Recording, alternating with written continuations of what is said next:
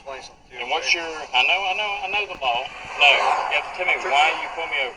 I don't have to tell you. Well, Just do it. I have driver's I have license. to identify you first. No, you don't. You have my tag number right there. Are you J Troop or K Troop? Who are you? Now, what did you pull me over for first? Sir, you can be difficult. I do a what? I'm not trying to be difficult. I'm just telling you. I'm not. And you're also.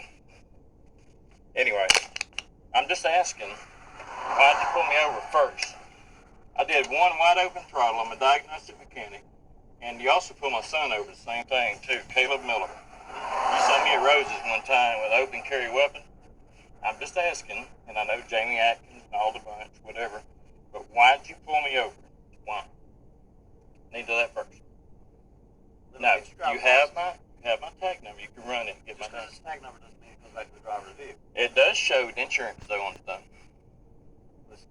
That's correct. No, but tell me why. You have to tell me why you pulled me over. You haven't identified yourself yet. I see a uniform. I see a vehicle. Okay. Why did you pull me over?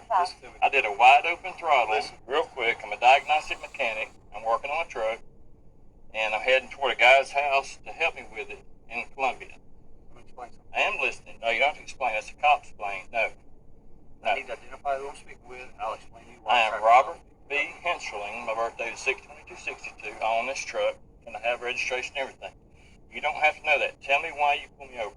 Mr. Henserling insists that Trooper Miller is obligated to inform him of why he has been stopped before he surrenders his driver's license, but he does tell the trooper his name and date of birth and admits to owning the vehicle. In general, police officers must have reasonable suspicion of a traffic violation or criminal activity to pull over a vehicle, but they are not legally obligated to inform citizens of the reason for traffic stops, although it may be policy or standard practice for many departments. In fact, in the 1996 case of Wren versus United States, the Supreme Court held that the actual reason an officer pulled over an individual is irrelevant to the constitutionality of a traffic stop. The court explained that, quote, "Not only have we never held that an officer's motive invalidates objectively justifiable behavior under the Fourth Amendment, but we have repeatedly held and asserted the contrary. We think these cases foreclose any argument that the constitutional reasonableness of traffic stops depends on the actual motivations of the individual officers involved. In other words, as long as there existed some objective reason that would warrant conducting a traffic stop, the stop is considered to be constitutional, regardless of the real reason the officer pulled an individual over. Conversely, while officers do not have a duty to explain the reason for a traffic stop,